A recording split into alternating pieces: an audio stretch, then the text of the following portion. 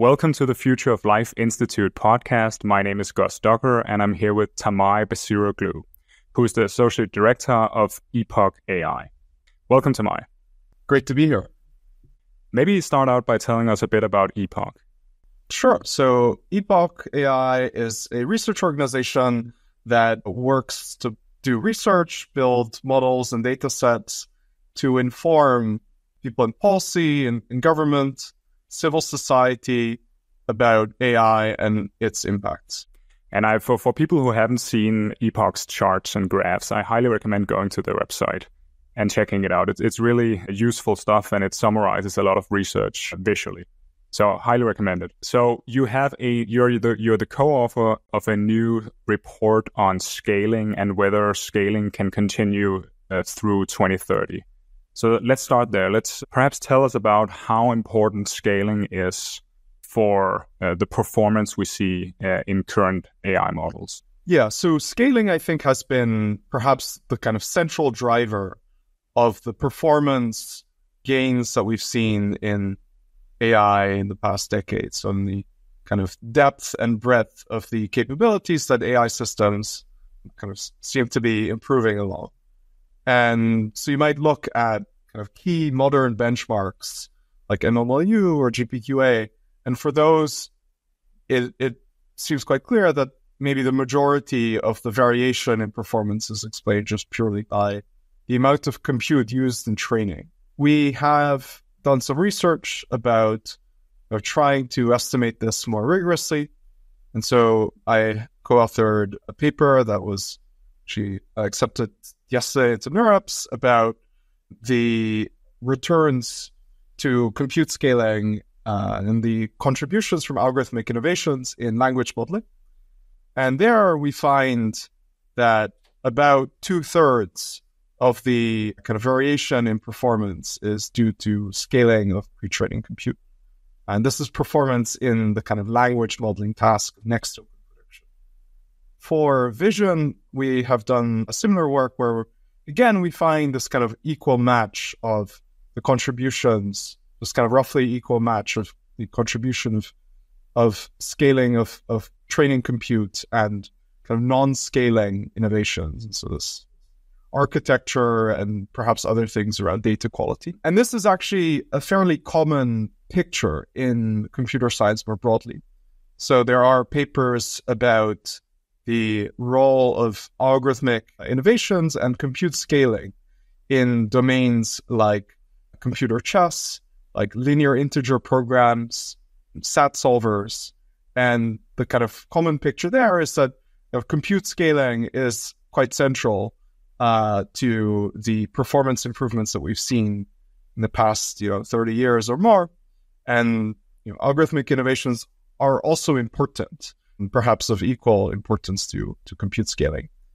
I think the algorithmic innovations in post-training recently have been quite impressive, and perhaps that has surpassed, at least for some tasks, the contribution of compute scaling. What would be an example of what you just mentioned there? So post-training and kind of inference-time kind of augmentations would be things like fine-tuning. So one thing would be kind of supervised fine-tuning or instruction fine-tuning to get the model to do the specific thing that your users want out of the model. Things like this have been slightly harder to get from just purely scaling compute. And so there, the contributions of compute have been relatively minor relative to some of these other contributions. But still, even compute scaling helps in terms of getting that off the ground. So there is this contribution from compute scaling. Now, I think these non-scale contributions are also quite important. So in the report I mentioned, you conclude that training compute quadruples every year. So what does it mean to have a 4x annual growth rate? Maybe you could give us some examples of other phenomena with growth rates. And so just to give an intuitive sense of how fast training compute is scaling. Sure. So yeah, as you said, it's scaling at this extremely fast pace of 4x per year. And this has been the case since about the kind of deep learning revolution in the 2010s And so, that's been going on for kind of over a decade now at this pace of about 4x per year. And this is really extraordinarily fast. So I looked at some kind of other examples of these extremely fast scale-ups that we've seen in the history of technology. And, even relative to those, it seems to be, really in a class of its own. So the kind of peak rate of adoption of mobile phones was about, 2x per year for a period of 5 years or so. The kind of peak rate of solar energy capacity installation was maybe about 50% per year, which is, really quite fast, but still not nearly as fast as a 4x per year for compute scaling. Then for kind of the number of human genomes sequenced per year, I think this gets slightly closer to about 3x per year for a period of maybe 5 years or so. So even relative to other kind of extremely fast rates of technological capacity expansions, the scaling of compute seems just extraordinarily fast. And so I think this is really kind of a defining trend of our current era, that we're running through these orders of magnitude of compute extremely quickly and seeing this extraordinary kind of expansion of the capabilities of these AI systems as a result. And the key question then is what you try to answer in your report, which is for how long can this continue? The specific question you ask is whether it can continue through 2030. And maybe let's start with the main conclusion there. What do you find in the report? We find that it's quite likely that we can continue scaling up roughly at the rate that we've observed historically, so at this kind of 4x per year rate. And we can probably continue doing this through the decade. And so what we do is we look at kind of planned expansions from industry reports, from claims made by relevant companies, TSMC for scaling the production of chips, or kind of data center companies and electricity providers for the scaling of power that is needed for training, as well as estimates of the kind of stock of data that's available to train these models. And kind of for each of these, we look at them carefully and we conclude that, yep, it probably permits this kind of 10,000-fold scaling that is kind of on trend for this decade. And this 10,000-fold scaling is roughly the difference in scale between GPT-2 and GPT-4. So then we conclude that the similar jump that we've seen from GPT-2 and GPT-4 in terms of compute is something that is on trend with this 4x per year rate that we've seen in the past 15 years, and is also something that is quite plausible that we can continue to do and actually train models of that scale. Mm-hmm. And maybe just to remind ourselves, what was possible with GPT-2 and what is possible now with GPT-4? Maybe talk a little bit about that jump in capabilities. I don't know if people have played around with GPT-2. Most people haven't, because it was just really so bad that it wasn't worth one's time to actually interact with it. But it's quite interesting to do. I think it can basically write grammatically correct sentences sometimes, but there isn't much insight in those sentences. The kind of, the lights seem on, but there's nobody home in GPT-2. I think GPT-4, lots more people have actually played around with it. Like it became the fastest growing kind of tech application where there's like 1 million people joining extremely quickly, precisely because it's very useful for, helping you edit your text, helping you express yourself and, rewrite emails, helping write code. I think that's a very common application, which I also use these models for. And I think it's really great at that, at least for kind of simple applications. And so, that jump has enabled, I think largely enabled this difference in capabilities where you have this like a rudimentary reasoning in GPT-2 and this really quite useful system in GPT-4. GPT-4 is, of course, also capable of generating images and searching the internet and doing advanced mathematics and many, many more impressive things than GPT-2. Now, if we're talking about a 2030 system, do you dare try to predict some of that system's capabilities? Because talking about the scale of the system is interesting, but perhaps a bit abstract still. I think it's hard to know the details of what the system is able to do and perhaps isn't able to do. I think it's kind of unfortunate that we don't have really good scaling laws that enable us to predict even the performance on kind of benchmarks, let alone kind of predict kind of real world value.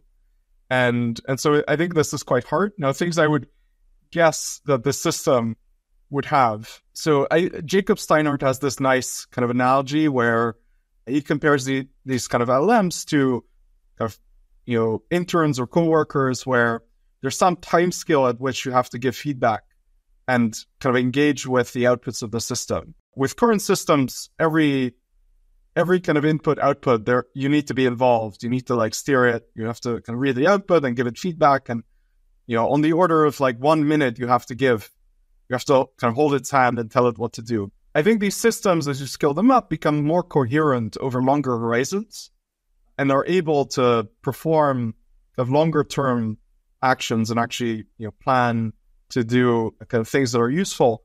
And so then it enables it to, take these longer courses of actions where it requires fewer interventions from its users. And so I think that might unlock some of this agency, as well as making it more like a kind of remote worker. Now, it's kind of unclear whether it is in 2030, models that have been scaled up by maybe 10,000-fold will quite get to this kind of drop-in remote worker where, you can basically like a remote worker that you might hire, give it some task and it's able to accomplish this very well. It's kind of unclear, but I think that is something along that direction. Something in that direction is perhaps this kind of greater agency is something that might come out of this scaling, as well as just like better complex reasoning capabilities, more knowledge and understanding of even fairly obscure topics and obscure branches of math and kind of obscure more niche applications or more niche kind of fields of machine learning research. And a bunch of those things will probably appear as you scale these models up and as you provide them with more training data. So in what sense are there diminishing returns to scaling? Yeah, so the usual way we think about these performance improvements as a function of just scaling them up is that this is kind of log linear. So it's a straight line on a plot where you have compute on the on the x-axis. And so kind of every doubling of compute gives you something like a linear improvement in some kind of performance metrics, like loss or accuracy or something like that. That is kind of a common way of thinking about this. And so that tells you that there are these diminishing returns, which is that you have to scale your compute exponentially to get linear gains in performance. Now, fortunately, compute is something that has been scaling exponentially. As we just talked about, this 4x per year growth rate. If this model of this kind of log linear performance with compute is correct, then you get this kind of linear improvement over time. So, I think this picture tells you that it becomes increasingly expensive to train models and to get this kind of increment of performance improvement. Is there any sense in the data you've looked at of sublinear returns to exponential amounts of compute, where for each new generation of models, you would see less and less of an impressive jump in capabilities? Yeah, that's right. So there certainly are plenty of examples of this. And it's kind of unclear what to make of these examples. So there are examples of, scaling on some really hard kind of benchmark where you get basically no improvement in performance, or because maybe the task is just super hard that the model just totally is unable to solve it. Or maybe there's some early cases that are kind of simple and it gets this right, but eventually that it isn't able to get this gradient of improving performance. And, sometimes this is because this task isn't well represented in the data set. And so, purely scaling this up, like it learns what it's able to learn from the data, but it isn't able to do much better than that. I think this exists. It's unclear exactly how significant this is because often it's a thing that you can unlock by just folding in the right data, the kind of relevant data, or giving it access to some basic tooling such that it's able to kind of actually make progress on this problem. We talked about these potential diminishing returns, but there are some reasons to think that there are faster than linear gains that you might sometimes see, when increasing compute exponentially. And one reason is that there are kind of larger gains in terms of the value of having certain AI capabilities around human level performance. And so that's because, for example, having a self-driving car that is 10% worse than humans is not worth it's not worth 10% less than having a self-driving car that's kind of matches human performance. And so you sometimes get kind of in some more important metric, like the value that this system generates, you might get kind of faster than linear gains, at least on some portions of this curve, such as maybe around human level performance. And then other reasons for maybe expecting things to increase kind of faster than linearly is that there are these kind of increasing returns in AI, or there are these economies of scale. So for instance, for earlier systems like, early language models like BERT or GPT-2, it just wasn't worth building a lot of really great tooling, like, what you have in ChatGPT with a code interpreter and what Claude has with artifacts and things like this, because you just didn't have many users. And so, spending that fixed cost didn't allow you to amortize this over a large number of users. And the same is true for the kind of cost that you incur during training. Just like this one-time cost that you can amortize over the users that you have. And, early on, for these very small systems, it didn't make sense to spend all that much in that on those fixed costs because you couldn't amortize it over many users. You didn't have many users who were willing to pay for it. But now, you start to get kind of more and more users as you improve the performance of these systems. And so this kind of starts this flywheel where it starts to make sense to spend kind of a lot more money on the training, on post-training, on building a really great way of interacting with these models, which, before didn't quite make sense. And then there's kind of other reasons for increasing returns in AI that suggest that, as we get more capable systems, it makes sense to kind of spend even more on making those useful. So one basic reason is, for instance, serving these models, there are economies of scale to serving kind of an API.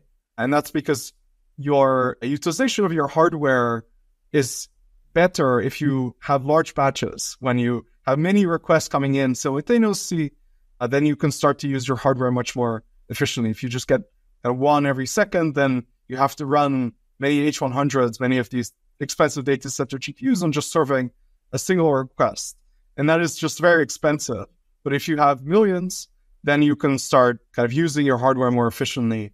And that kind of reduces these costs. And so you maybe are able to pass on these savings to your users. And so from the user perspective, it might seem like you get faster improvements because of these kind of economies of scale. You mentioned earlier these kind of threshold effects where suddenly, or what seems to us perhaps to be a sudden jump from an AI that's not capable of doing a task to an AI that is kind of capable in a useful way. Maybe one example there could be image generation was quite bad for a long time. It didn't look real. The fingers looked weird. And so you couldn't use it in commercial applications. And then you see a kind of jump to usefulness where it suddenly is competitive with say, some graphic designers. Where are the next thresholds? Would these be around longer term tasks or perhaps reasoning, or where do you think some of these breakthroughs might be? Yeah, so I think I mentioned before about this need for frequent intervention to the systems that we currently have, that you kind of need to kind of do this hand-holding and figure and steer it in the right directions. And this is, I think, a kind of important barrier to getting these systems to become valuable. And so I do expect that once we get this degree of autonomy that's kind of similar, an agency that's kind of similar to what humans typically might have, and then you might get, this kind of flywheel where it actually starts being useful and people start really spending a lot of money on improving this. I mean, I think one thing to recognize is that the human range itself is quite vast. I think this is something that the recent history of like kind of AI tells us, that sometimes it's easy to match like medium performance, but it's just really hard to match expert level performance. And so I don't know if this is like this threshold that you hit and then all of a sudden you're good. I think this is more of, it's a bit more complicated because of this kind of span of human range being potentially quite large. And so I think there isn't this kind of discontinuity, but there could be this kind of acceleration as you start going through the human range, where it starts to become more and more useful to actually substitute for humans, at least in some tasks, in some cases. So that's interesting, because I've heard arguments that the human range is kind of narrow compared to what's possible with intelligence. And so what do you expect in terms of time from going to median human performance to expert human performance? For example, when you think of programming, I think we have moved from median performance to expert performance quite quickly. Perhaps we're not at the extreme end of the expert performance yet, but it seems to me that we've moved quite quickly through the human range there. I think we have moved in programming through some part of this range of human abilities. I think we're still not quite kind of expert level of like, actual software engineers, like top software engineers at kind of tech companies. And I think we're starting to get like systems that are useful to those people, but not quite at the level at which they could totally substitute for what those engineers are doing. I think another kind of example that I think about a lot is just kind of math research or kind of math ability. And this is because I'm currently working on an extremely hard math benchmark. And there I think we've, it's taken, maybe 3 or 4 years, maybe, 3 or 4 orders of magnitude of compute to get from, doing arithmetic and doing very basic math to kind of maybe getting close to top high schoolers. I think we're not quite yet at kind of top math researchers. And I think it's going to take at least some time until we get there. I think in part, this is also because there's a lot of math in high school and even in undergrad, which is much easier to verify correctness. But as you get to kind of the higher end of the spectrum, I think this verification becomes harder, where a lot of the contributions, at least in research, are about like introducing novel ideas that are kind of fruitful, that lead to some generalization of other results or other ideas, or end up producing kind of novel insights that you can build on top of. And I think we've not yet seen examples of this actually emerge. I mean, maybe some very simple ones, but I do think we're still quite, a bit away from that. And so I suspect that kind of moving through this human range, say for math, is going to take, at least maybe 5 years. And I think maybe something similar is also the case for kind of really great software engineers, that it'll take some time to get there. Yeah. What do you make of the benchmarks we have specifically for math and programming, where AI currently is able to ace some of these tests for what would be kind of interview programming questions, high-level interviews, or competitive mathematics or competitive programming? How close do you think those benchmarks are to actual performance by kind of working programmers and working mathematicians? I think those benchmarks are quite good for testing these isolated kind of problems that you sometimes encounter in doing mathematics or doing software engineering. In math, like many of those problems are not the problems that you might encounter in doing research. I think they're quite different. In software engineering, some of those problems are maybe somewhat related to the problems you might encounter.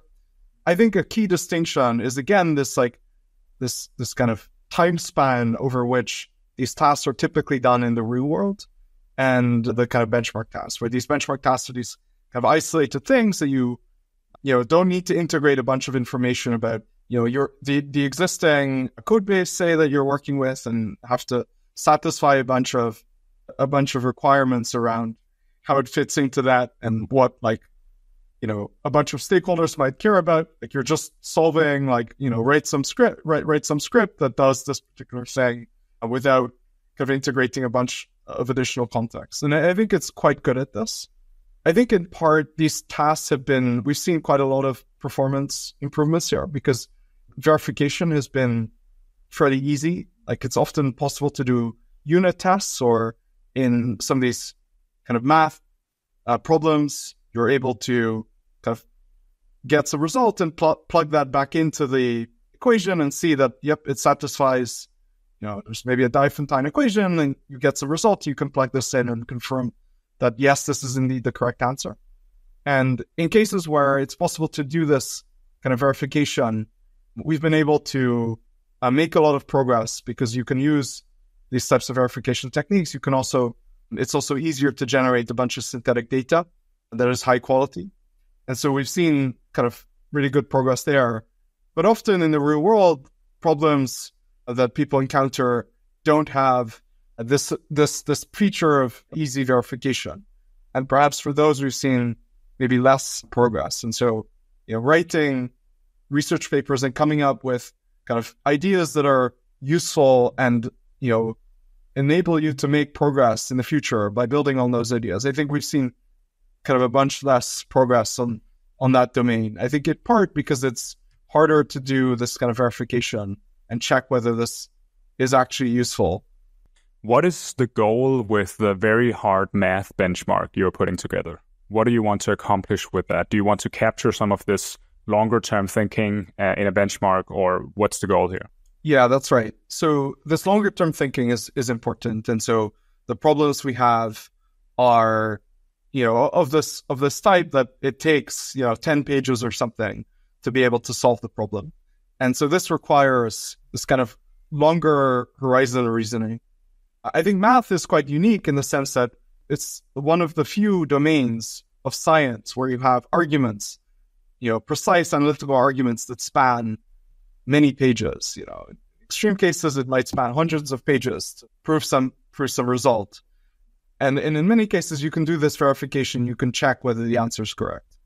And so that's why it's this kind of nice sandbox for testing the ability to do kind of a research and R&D relevant reasoning over kind of very long horizons, and still being able to do automatic verification. And you don't have to get kind of a peer reviewer in to be able, to tell whether this work is any good.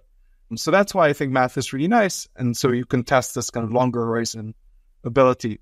Yeah. So we're really trying to capture kind of modern mathematical understanding across many, many domains and branches of math, even some that are fairly obscure, where only maybe 10 people in the world would know how to solve some of these problems. We want to be able to test for the ability to do this kind of creative reasoning to connect disparate ideas in the literature and figure out how to use them in a way that enables you to solve this problem. And I think we've seen kind of less of that in AI so far, where we haven't seen as much progress on combining ideas creatively and coming up with these kind of very creative flashes of insight that make scientific progress. And so that is something that I'm excited to try to test for and have a really good benchmark for at least some dimension of that. Yeah, sounds exciting. Okay, you mentioned this 10,000 times scale up in training compute for frontier AI models by 2030. What do we know about how that will be financed? Who's going to pay for that? Yeah, so I don't know who exactly would pay for this. I think there have been some discussions of some players who've been, OpenAI and others have reached out to and trying to fund this. UAE Investment Fund and SoftBank and players like this. I don't know the specifics and exactly how that will be financed. I think I am confident that a technology that has this promise of being able to flexibly substitute for human labor is just extremely valuable, and it is worth spending a lot of money in terms of fraction of total output in trying to advance and kind of bring forward the date at which we can automate, say, human labor. And so one intuition for this is that currently we spend about 60% roughly in the US, say, on wage compensation. Globally, around $60 trillion a year is spent on just labor inputs. So this is the most expensive kind of factor in terms of compensation, factor of production. And so being able to automate this and even be able to capture some fraction of the value of labor is worth this flow of trillions of dollars per year. And so that intuition tells you that it's worth spending really quite a lot of money on trying to on automating this kind of most expensive factor of production. On top of this, it seems likely to me that you also get this kind of acceleration of growth. And so our economy eventually becomes kind of a lot larger, which is extremely valuable to make that happen soon. And so it should, I think, be valuable enough to spend on the order of trillions of dollars a year on building out this kind of compute-related capital stock, fabs, data centers, lithography machines, the energy infrastructure in order to power this. And what about, because we're facing uncertainty about how big the impact of AI is going to be, where perhaps a lower estimate would be something like the smartphone and a high estimate would be something like automation of human labor. Under that uncertainty, what does that uncertainty do to the people that are being asked to fund this?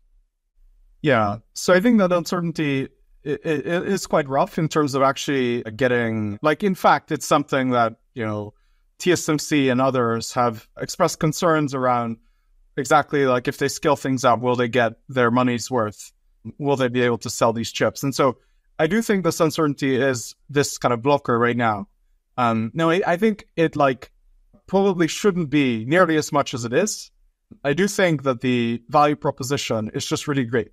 Again, the $60 trillion per year on wages, if you can capture some 10% of this every year, that's $6 trillion a year for some horizon. And then on top of that, your economy is growing potentially really fast. Surely it's worth spending close to $1 trillion a year or something on trying to make happen. Now, after accounting for this uncertainty, maybe you want to shade that down, but that still looks like a lot more than what we are spending today.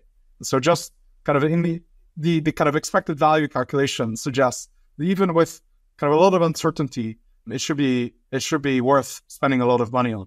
Now, I think there's kind of other reasons. So one thing is that even if you're uncertain about whether you can kind of fully substitute for human labor, you might get partial automation, and that partial automation is itself quite valuable.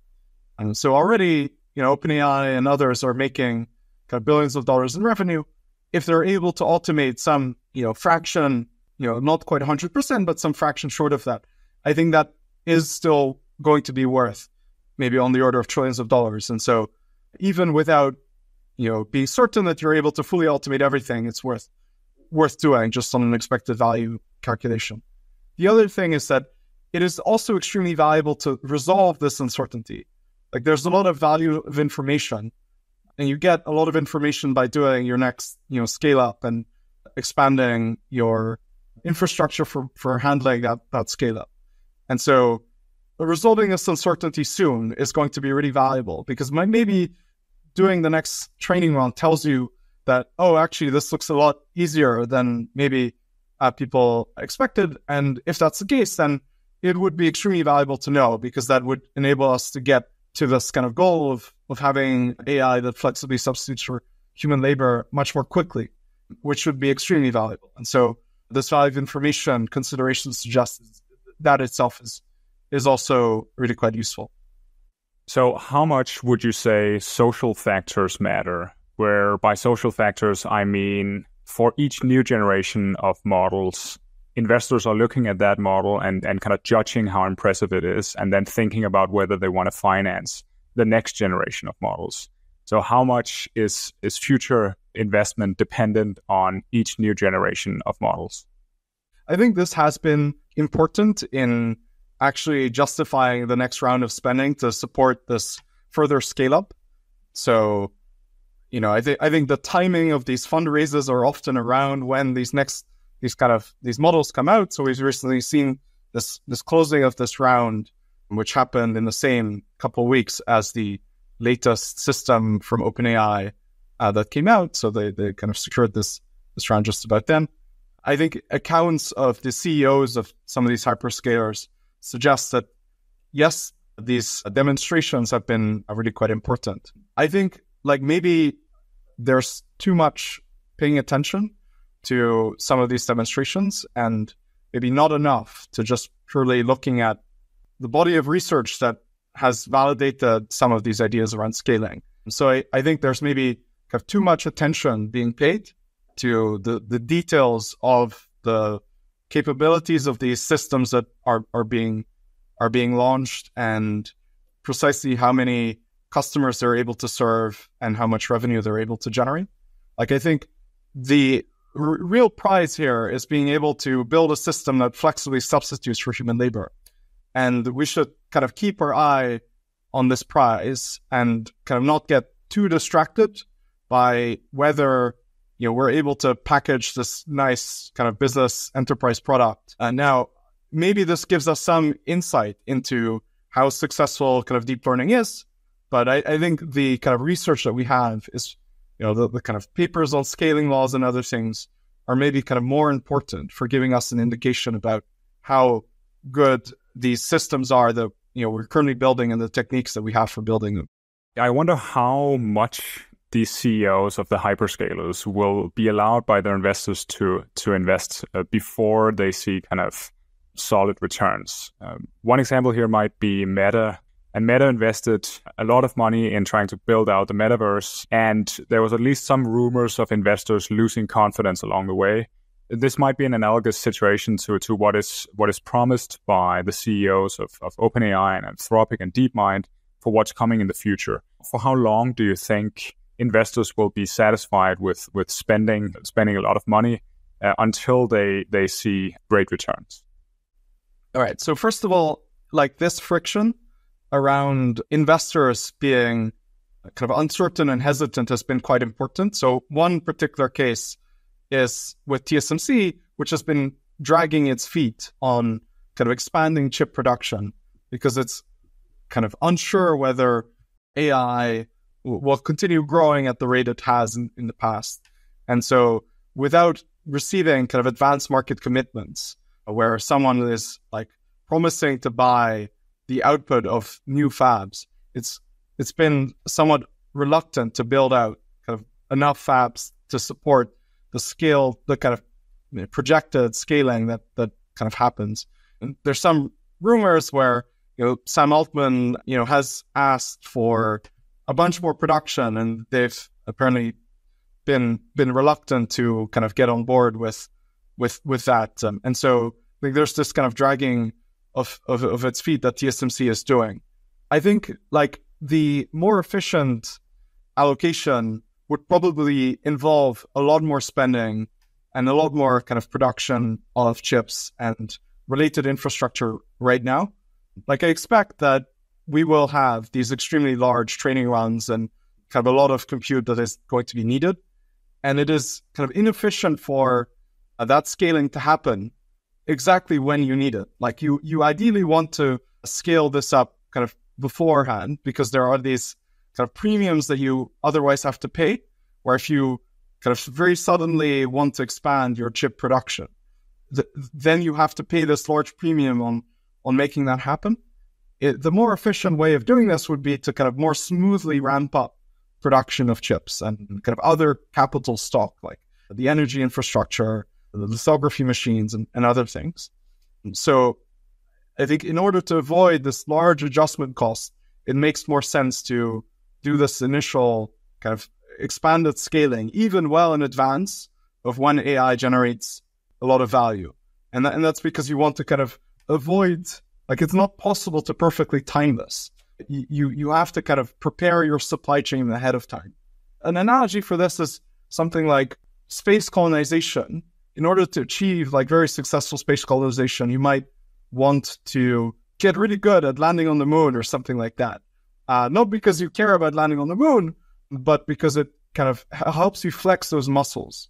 And so I think that the kind of more efficient thing we could be doing is in fact expand this kind of compute-related capital stock and do these training runs to kind of flex our muscles on being able to have this supply chain running, as well as learn a lot about how to do this expansion, how to do these large training runs, and how to provide the energy and all the things that we need to support that.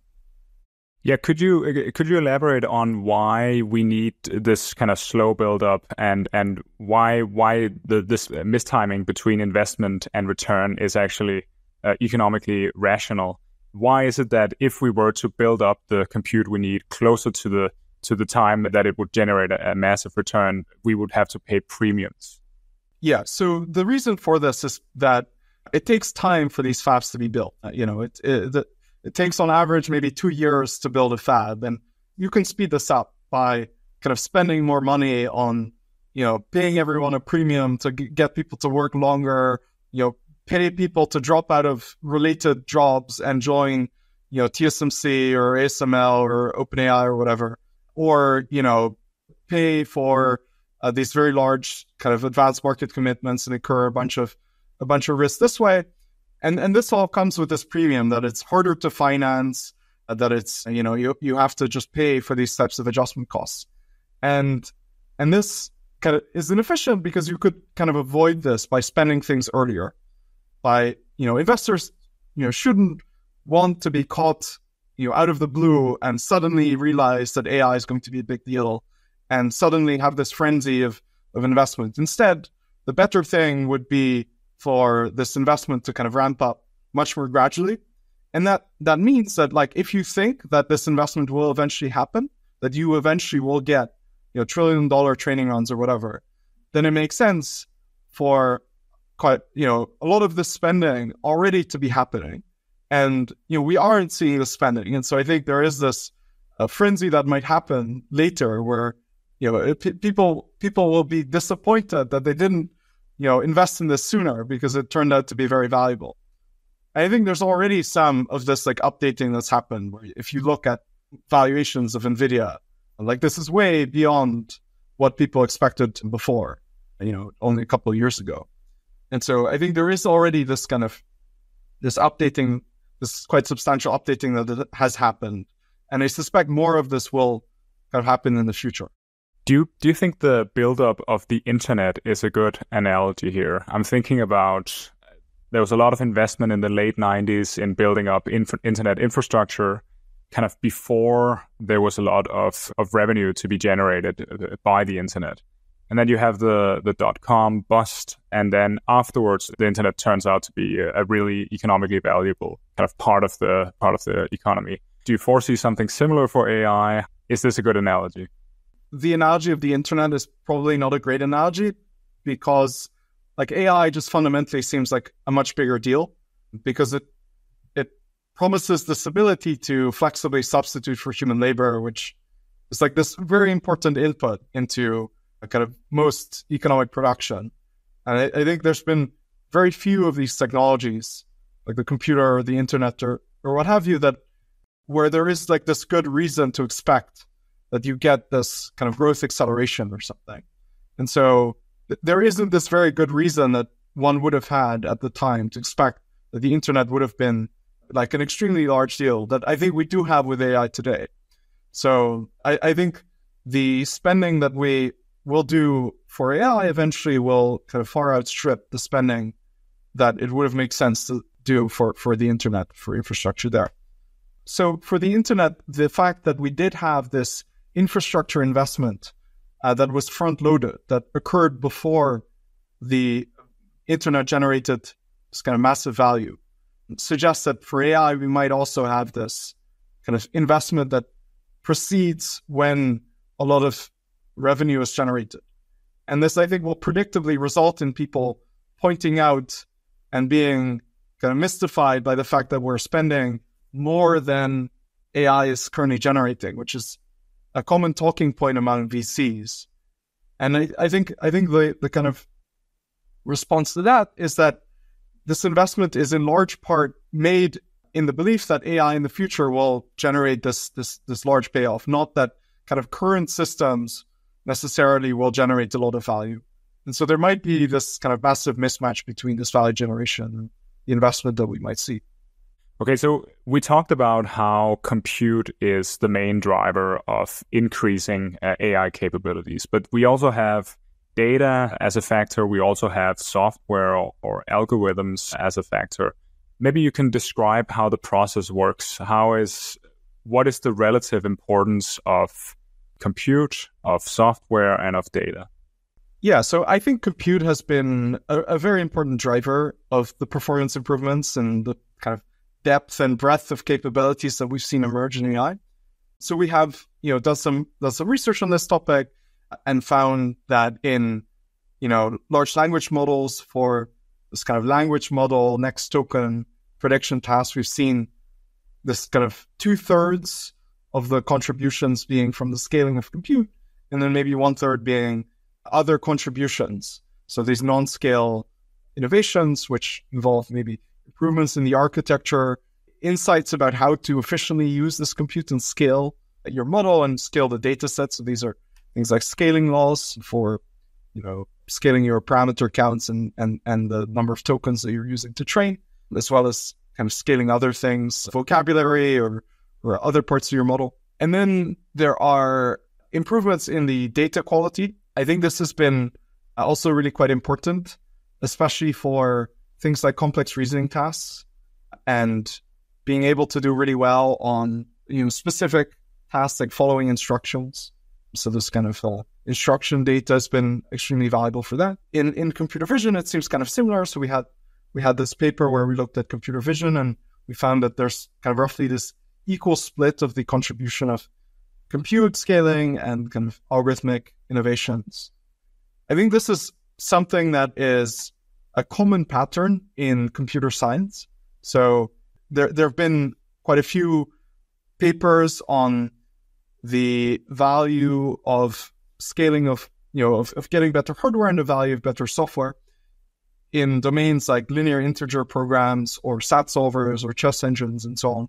And for those, the literature seems to find that there's kind of roughly this equal split of the contributions of hardware, better hardware and more hardware and better software. And so I do expect that, something similar is broadly true for AI and might, continue being kind of broadly true given this kind of fairly robust pattern that you see in many other domains of computer science. Yeah, how do you expect the relative importance of compute, data, and algorithms to change over time? Do you expect, for example, data to become more important than compute, or algorithms to become more important than compute? Yeah, I think this is quite tricky.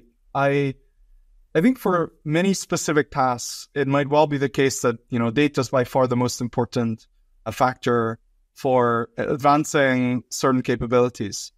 And I think we're already kind of seeing this in, it's kind of unclear exactly what these big labs are doing, but I think one driver of the complex reasoning abilities of some of these systems has been, really good data and perhaps synthetic data. And this is very important for doing something like reinforcement learning, where you might want to give the model access to kind of reasoning traces and train a model to get really good at doing the type of reasoning that results in the right answer. Yeah, what is a reasoning trace? So this is just, if you ask like a language model to solve a problem, it like does a lot of reasoning and then gives you an answer. And that is the reasoning trace. So just the reasoning in, that it outputs before it gives you the answer if you ask it to think step by step. And so, that is something that, OpenAI has been working on based on, the O1 model that they launched previously in its model card. So I think data for complex reasoning tasks is extremely important. I think at the same time, scaling, just the size of the model and just generic internet text that you give is also quite useful. And in fact, these things complement each other. So having a larger model means that you can do better reasoning, which means that you can generate better quality reasoning traces to then power this, reinforcement learning cycle. So there is this kind of complementarity there. Now, algorithms and innovations around scaling and other things also are quite important. One kind of reason to expect maybe that might be more important in the future is that just the kind of time scale at which you can make advances there is much shorter than the scaling you can do in hardware. So it takes 2 years or so to build a fab, but in the world of software, you can push things ahead much faster. And so that suggests that that it's possible to advance software much faster than to do this for hardware. And so it does seem plausible that the kind of contributions from the software side might end up dominating in the future. And this is especially the case if you have this ability to automate some of the research that needs, that produces these algorithmic innovations. So if you have AI systems being able to substantially contribute to kind of R&D, then maybe the software part becomes more important. Though I think there's a lot of uncertainty about precisely whether that is possible and what exactly this, how large those kind of improvements might end up being. One idea is that there are these compute bottlenecks in research, that in order to validate some kind of research innovation, you have to do a training run. And this training run requires compute. And so you can't just kind of scale, one without the other. You can't get a lot of kind of scaling of the inputs to research, just like scaling up the number of researchers and AIs working on coming up with new innovations without also scaling up the hardware that you are using to run experiments. All right, you mentioned OpenAI's O1. Would it be fair to say that system uses more compute at inference time? So when it's thinking about an answer and thereby generates a better answer.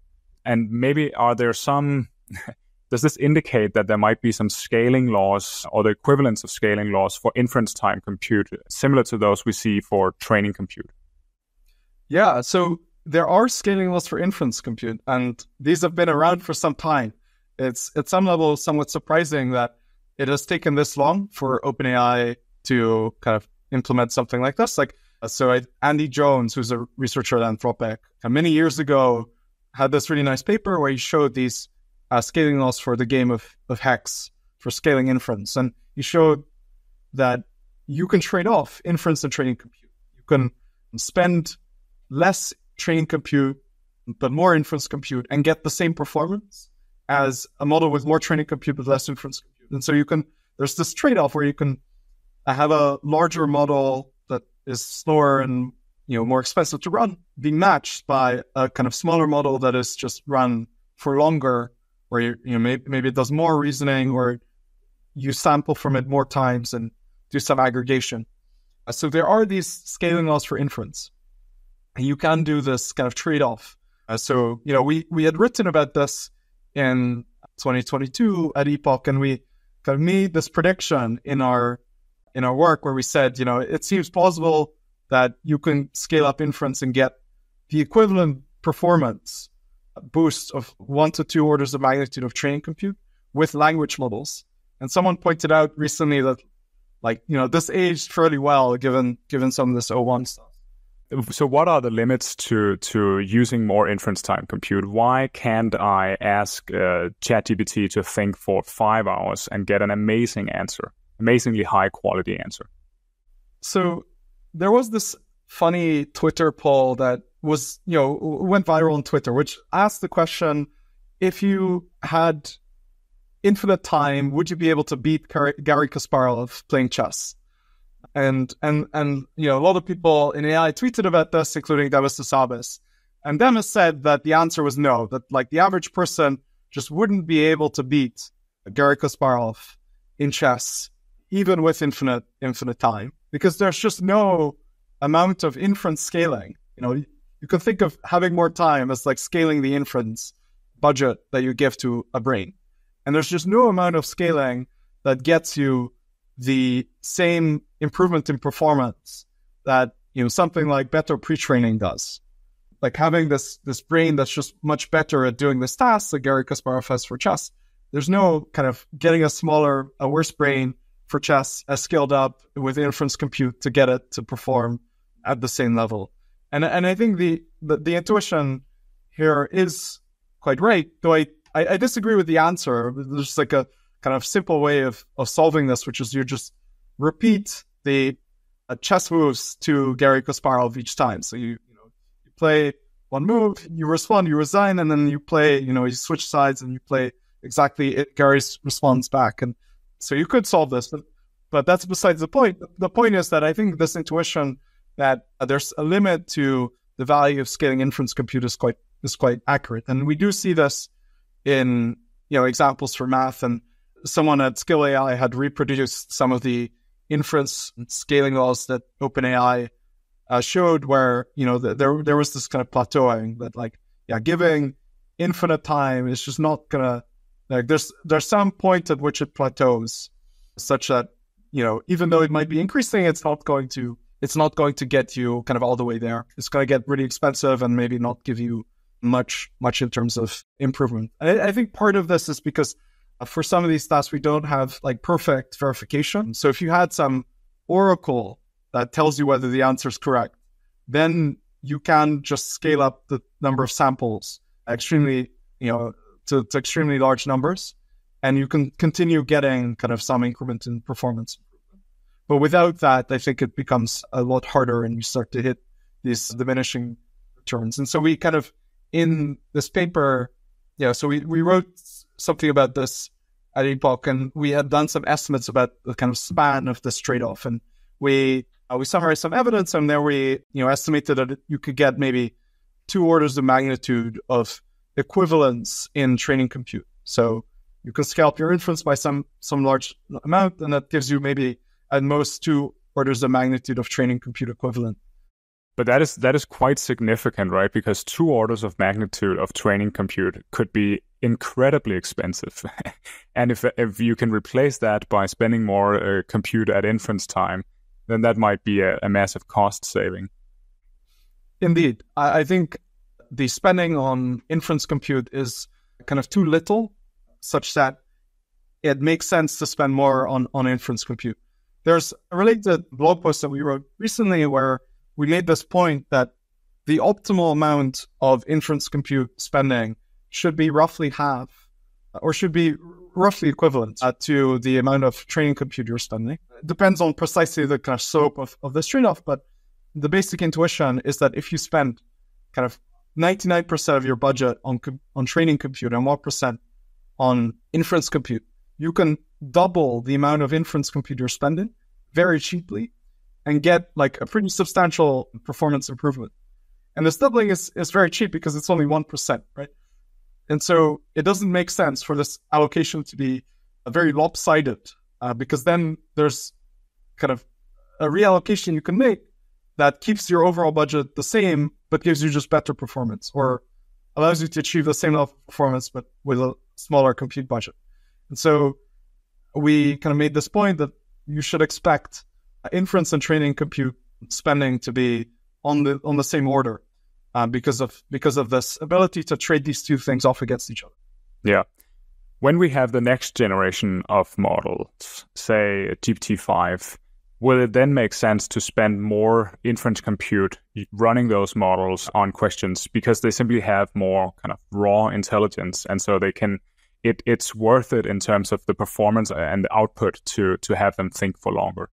So for the reasons that I explained earlier, I think it makes sense to kind of set your inference budget and your training budget something on par with each other. And so, you do get these returns to spending more inference, but you also get these returns to spending more training compute.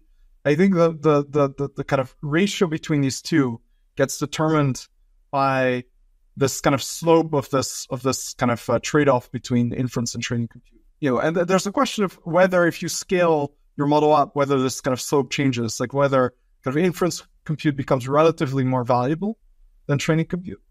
And I think it's kind of unclear. Like it might be the case that, new techniques for doing inference appear and become feasible. So, there's this result that chain of thought is only useful at a particular scale. Like if you give GPT-2 chain of thought, it doesn't improve performance because it just loses track extremely quickly.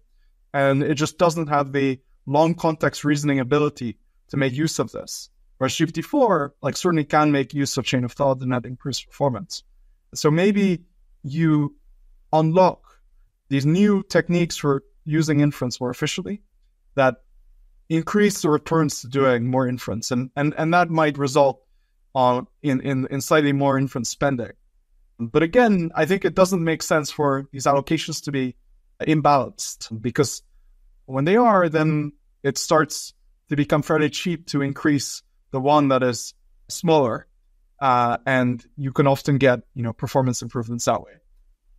Is this what the kind of leading AGI corporations are doing? Are they spending half of their compute budget on training and half on inference right now? What do we know about this? Unfortunately, we know very little. I think you can do some kind of back of the envelope calculations based on, things that Sam Altman says about how many tokens they're serving. I think that suggests that probably no, they're probably not doing this optimally. Early on, when ChatGPT first started, they didn't expect the model to be as popular as it ended up being. And so, they kind of didn't make the correct decisions about precisely how to scale things. So they didn't, for instance, overtrain the model. So this overtraining reduces the kind of inference costs that you end up paying, because you can train a smaller model that has really good capabilities. Does this mean that Google and OpenAI are not spending their compute in the most efficient way possible? And if that's the case, why wouldn't they read your research paper and discover that they're making mistakes here? Yeah, so I think first of all, it's kind of unclear exactly how they're spending their compute. We don't have enough data or information about exactly how many requests they're serving and how big these models are and how much it takes to serve these models and how much they're spending on training. So it's kind of hard to tell. I think there's a bunch of other kind of nitty-gritty, details that kind of affect things here. So, these model releases. So first of all, this kind of result that you should spend if you want to kind of optimally allocate compute, that it should be maybe kind of equal in both inference and training, is true on average, and it's fairly rough. That maybe 75-25 or something like that is also might also be optimal. Doesn't need to be exactly 50-50. And it's also something that's kind of true on average, over multiple years, or averaged over a specific model generation. And there's reasons why this might not be the case. So the releases of models can be kind of staggered, where first you have GPT-4o, and then months later you have GPT-4o mini. And so first you had to use this very bulky, slow kind of model for doing even very simple tasks. That's kind of an inefficient use of your inference compute. And ideally you want to do some kind of routing of the simple requests to kind of smaller models. This is kind of now sometimes done using what's known as speculative decoding, where a smaller model kind of stands in for the larger model and produces the tokens, and then the larger model just does one glance and see, okay, is this roughly correct or not? So this is kind of one way of reducing your inference compute budget. But if you don't have the smaller model online yet, because it's still training, then you can't quite use it, obviously. Other things are labs kind of underestimate how much demand there is for their models. So this happened with ChatGPT initially, or OpenAI saw this more as a research output rather than a commercial product. And so, a bunch of things that they could have done to kind of reduce the inference costs they didn't do. Overtraining is a common technique where you train more on more data than is actually optimal from a point of view of minimizing your training compute budget, getting the best performance from your training compute budget. You might want to spend more on training on more tokens or more data rather than expanding the size of your model. And that's because smaller models are cheaper to serve and they have, lower inference compute costs. And so right now we're seeing this trend towards kind of smaller models where, it seems like the original GPT-4 was likely on the order of like trillion parameters. And now these kind of frontier models are likely quite a bit smaller. And that's to save this kind of inference cost because they're being served to very many people.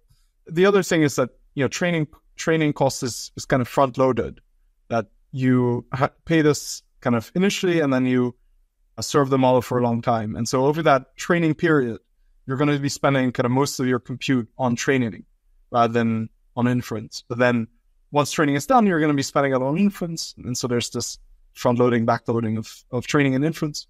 So this is quite messy. But I do think this direction that we're going in with O1, which is using more inference compute dynamically, depending on the difficulty of the problem, is, I think, a kind of a direction that I expect we will continue to move towards. And I think like a bunch of other innovations that we've recently seen, like speculative decoding, are kind of this flavor of dynamically using more or less inference to get a good performance. And so this is kind of one of these innovations that I think makes the models that we're able to train kind of much more powerful and cheaper and kind of more usable because of its lower cost. And so you can deploy them more widely. You can get better performance on demand by spending more money. I think that is just going to be in service of widespread adoption and getting people to get more value out of it. Yeah. Do we know how the models judge how much inference time compute to spend on a given question? So is there some evaluation of how complex a question is before the model decides how much time to think about it? So unfortunately, it's very unclear what these models are doing because, OpenAI and Google are so kind of tight-lipped. So, I think things I would speculate might happen is like maybe there's a classifier that like figures this out. I think with speculative decoding, which is where you have a smaller model occasionally step in and produce the tokens instead of this larger model. Yeah, the thing that happens there is that the larger model takes a look at the first token that's generated by the smaller model and sees if it matches what it would say. And then if it does, then it just, delivers the tokens of the smaller model. I think in that case, that is kind of dynamically determining based on the difficulty, where you have more difficult problems, it is more likely to disagree with the smaller model. And so it's more likely to actually take the outputs of the larger model. And so there is this kind of dynamic allocation, which I think is quite clever. Do you expect that the models are spending too much kind of inference time on very simple questions? So I could imagine that a lot of the prompts to ChatGPT are about, maybe homework questions, maybe when was this president born, or how's the weather, and kind of very simple math questions, perhaps. Are we overspending inference compute on those types of questions? And do we even know? Yeah, I think it's definitely right that we haven't quite, fully optimized the way that we're kind of handling these types of things and routing them to the right models and spending the optimal kind of allocation of inference compute. And, I think at some level, this is not something that might make sense to like fully optimize at this point, given that it's like not a huge cost or something. But in the future, if AI becomes this like much larger part of the economy, I expect that we will do a much better job of actually optimizing how we are spending our compute. You talk about increasing AI capabilities leading to near complete automation of labor, but that the timing of this depends on mainly two factors: what the returns are to software research and development, and how quickly we can expand the compute that's available for training these models. So maybe we could discuss these two factors, starting with the returns to software R&D. What does algorithmic progress currently look like? Yeah, so I agree these kind of two factors are quite important and I think are like sources of disagreement about this question of when we might have AI systems that are capable of widely substituting for human matching or surpassing human capabilities. Now, these are not the only ones. I think there are like a bunch of other uncertainties you have about like how much compute really do you need in order to get there, and whether you need some fundamental insights about intelligence and AI in order to get to systems that are able to do this. But if you buy that, all the things we need is just like scaling and some kind of algorithmic innovations, and that the scaling isn't like, astronomical, it's just, maybe 5 orders of magnitude, or maybe less, or maybe slightly more, then I think these two factors are really quite important for determining the pace at which we kind of cross this finish line. So the software R&D side, I think the kind of crucial, like one crucial question is, if you're able to automate R&D, if you have AI systems that are kind of as good as humans at doing R&D and software engineering, or maybe even better, then how quickly does this result in capabilities that, are enough to broadly substitute for humans across any possible task, where you get like incredibly capable systems. And I think there, the kind of key questions are, if you can automate AI R&D, like, what about like these compute bottlenecks? Is it the case that just having a bunch of AI researchers work on ML R&D, do you get like very fast progress in the relevant software? And maybe it's the case that in order to do really good research, you need to have compute in order to run experiments. And so the returns to this R&D kind of diminish, and the effect of automating R&D are maybe quite modest because you're running into these bottlenecks. I think there's another question of what the nature of this software progress, this kind of progress in algorithmic efficiency exactly looks like. So I think we've seen progress in terms of kind of algorithmic improvements of broadly 2 types. So one has been of the type of kind of expanding the range of capabilities that models can do, and just making them better at pushing out the boundaries of what models can do. And the other type of algorithmic innovation has been of kind of reducing the cost of achieving have already attained levels of capabilities. So this would be things like distillation, where you take a large model and you distill it by generating synthetic data and training a smaller model to make that smaller model really quite capable and attain the existing capabilities. And so we've seen kind of progress of both types, but maybe it's easier to achieve algorithmic progress that enables you to attain already attained levels of capabilities. And so to kind of make it easier to imitate GPT-4, and if it's the case that algorithmic innovations have been mostly kind of making possible to get the abilities of these larger models but more cheaply, then having a lot of automated R&D might not actually expand the set of capabilities you can do. And so there's one way in which it does, which is that if you make the model kind of cheaper and smaller, you can run more inference, and then you can kind of amplify your model. You can get some boost using this kind of inference scaling. But I think the argument that automating R&D results in this like explosion of capabilities looks a lot weaker if algorithmic progress has been mostly of the sort that it kind of reduces the cost of achieving kind of already attained capabilities. And so then there's this kind of this other notion of algorithmic progress where it just expands what you can do. And I think if that is something that we can automate doing, we can automate the R&D process that expands what these systems are able to do, then I think the argument that we get this feedback loop that results in this accelerating progress, I think that looks slightly stronger.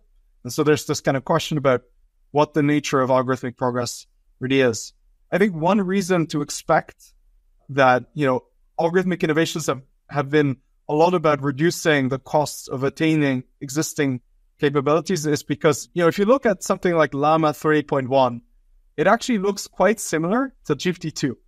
It isn't that different, right? It's just much larger. And so maybe expanding the frontier has been mostly about compute scaling and less about like clever algorithmic tricks or something. I think that seems quite plausible.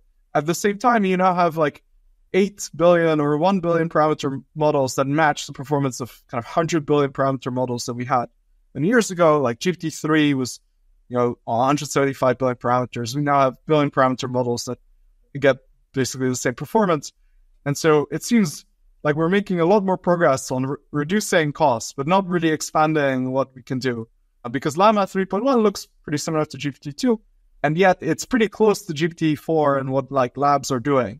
And so that suggests that maybe the algorithmic innovations that we're best at making is just reducing costs.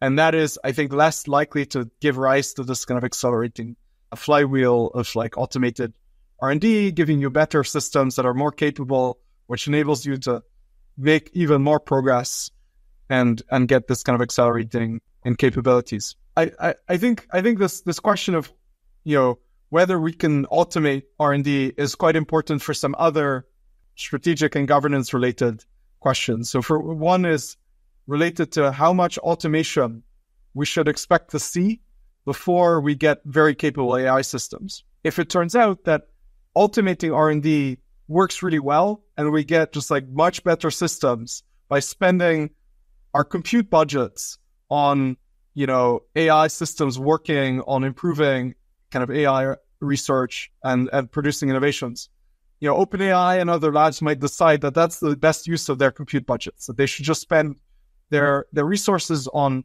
running these systems internally rather than serving them to others, because it's really valuable for them to do this. And so maybe you don't see a lot of automation happen if the returns to the software R&D and this like flywheel is possible, such that it makes sense for these labs to spend a lot of their compute budgets. That could be a pretty dangerous situation, would be my guess. If it turns out that automating software R&D is so valuable that labs keep it internal, the world might be surprised at what comes out at the end of that process. So kind of, it looks like not a lot is happening perhaps, and then suddenly you have incredibly capable models. That's right. So the other question is, the other factor that you mentioned is the pace at which we're able to expand kind of compute and related capital. So, compute-related capital like lithography machines and data centers and fabs. I think this question is kind of important for determining the pace at which we're able to do the scaling and the pace at which we're able to have this automation happen. Build a new fab takes about 2 years. And so this is kind of the time scale over which we should expect to get maybe a doubling in the amount of compute.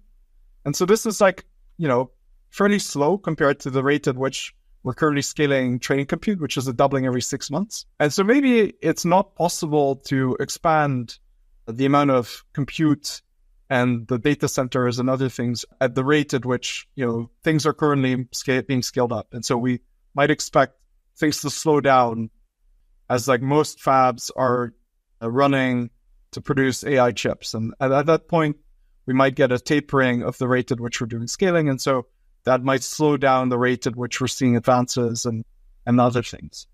Now, it might be possible to accelerate the pace at which we're scaling fabs, building new fabs and scaling kind of our capacity to do bigger training runs. And this becomes kind of more likely in a world in which the kind of margins for AI are very large. That, you are able to train this model and charge just a lot of money and generate a lot of value. At that point, it might be worth it to kind of pay this very large premium on making things move a lot faster and spend money on these kind of advanced market commitments to get TSMC to like build as many fabs as they can, as quickly as they can, and like absorb the risks that they face so that, they're happy. And maybe then you're able to kind of get this going much faster. And if that's possible, then maybe this kind of pace of automation might be quite a bit higher. And the timing of when we might achieve some of these milestones might be much sooner if it turns out that we can kind of accelerate this process. And what are the main limiting factors to expanding compute? Is it mostly on the political side? We could talk about regulation or geopolitics, or is it mostly on the more technical side? say, limits to how you can manufacture these chips or how you can build the buildings to host the data centers? I think it's all of these things. It's like this kind of complicated supply chain where there are a lot of things in the physical world which are heavily regulated. And so on the energy side, this kind of regulation is a bit of an issue. There are just difficulties in procuring the specialized equipment, and it just takes a long time, to produce the world's flattest mirrors that need to go into the lithography machines. And there are many kind of companies involved. There's this kind of very long kind of vertical where it takes time to propagate these signals through them, that if you want to do the scaling, OpenAI has to convince Microsoft has to convince TSMC has to order things from ASML has to order things from Zeiss. In order to propagate these signals, that just kind of takes some time. And at each stage, there's some dependence on some very specialized talent or specialized input. And it's just kind of difficult and expensive to make that kind of move faster. So I think that, there's a combination of kind of regulatory and just like supply chain things that make it hard to do this faster. Now, I recall reading some quotes from an ASML manager who said something like, with enough money, everything becomes kind of flexible and fast.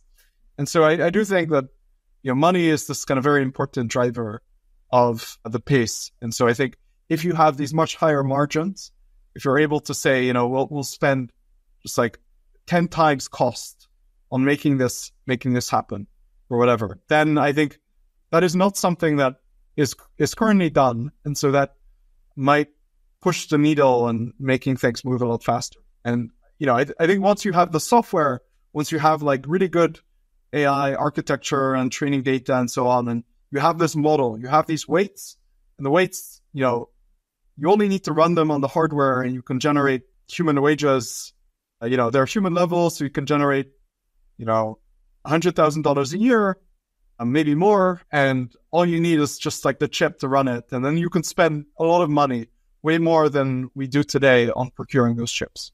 Yeah, although in a sense, so the valuations of some of these companies that you just mentioned, like TSMC, NVIDIA, ASML, are already kind of sky high. So they've already been given a bunch of money, and the question is, who can provide them with who can afford to overpay for getting more chips faster? So again, I described the state of like our current capital investment, which is like 20% of GDP. Right now, we're spending hundreds of billions of dollars on this like compute-related capital, which is orders of magnitude smaller than we are spending on sort of conventional capital. And so there's this large room for expanding the amount that we're spending on this. And then the other thing is like valuations just reflect kind of expectations of future cash flows. And so current spending is not something that is kind of on par with those valuations. Like, we're not spending that much. It's true that the valuations are quite high, but we could spend just like a lot more. And in fact, investors do expect this spending to escalate, which is why they're valued so highly. So you mentioned energy and how this might be a bottleneck. Which forms of energy do you think will be used for large training runs in 2030, say? Well, are we talking about nuclear energy or solar energy? And related to that, will, say, Microsoft and Google be able to do training runs using fossil fuels, given that they've signed these kind of climate pledges? One kind of interesting issue with energy or power is that for training right now, the way that training usually happens is that a single kind of campus or data center does a training run. And then you can serve this, you can inference the model across many different data centers. And so the power demands for training are very highly concentrated.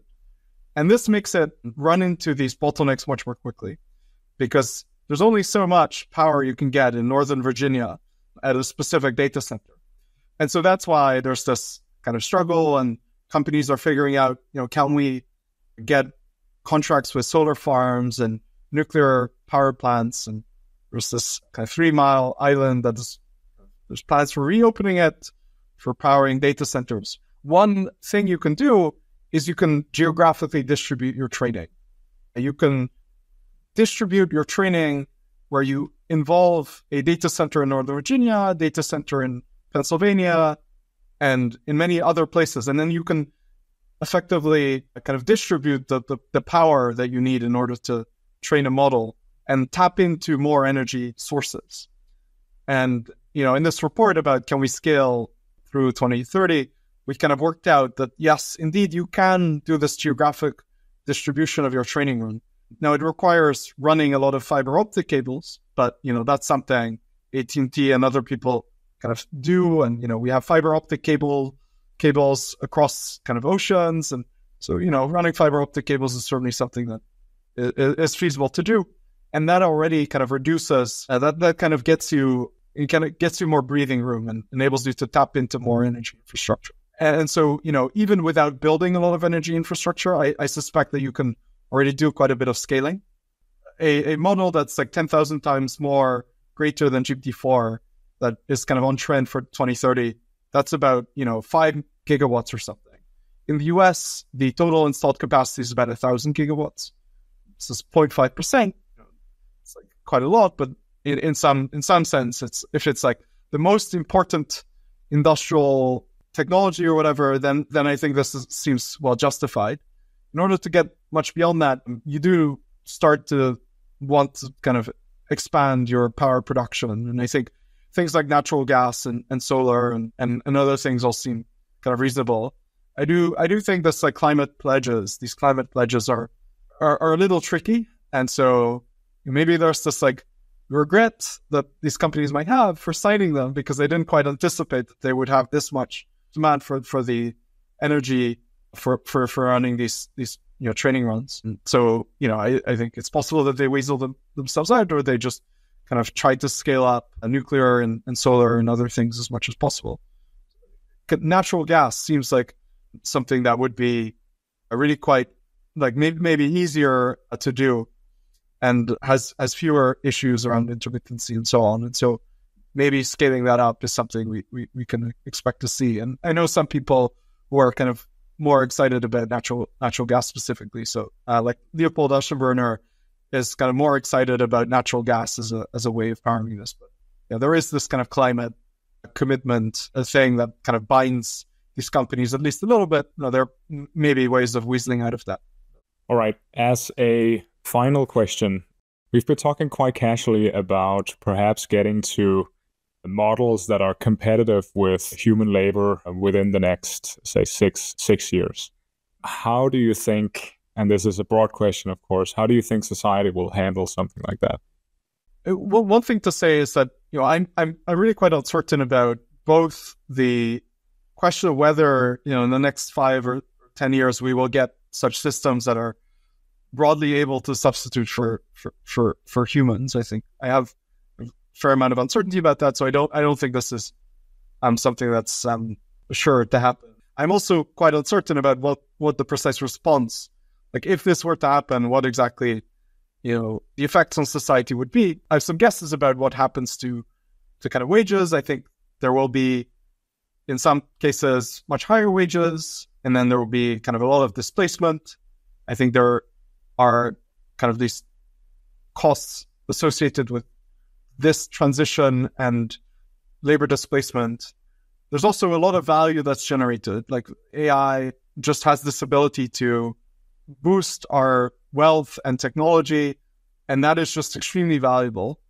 And I suspect people will, like if and when we get much more capable AI systems that generate a lot of economic value, I think people will get a lot of really excited about some of this. The medical innovations that you might get are really quite tremendous, and so there will be kind of a lot of pressure to like adopt and build some of these technologies. I also think that people will be quite concerned about this displacement of human labor, which potentially creates unemployment. That's not always the case. You can find jobs elsewhere and new tasks are generated.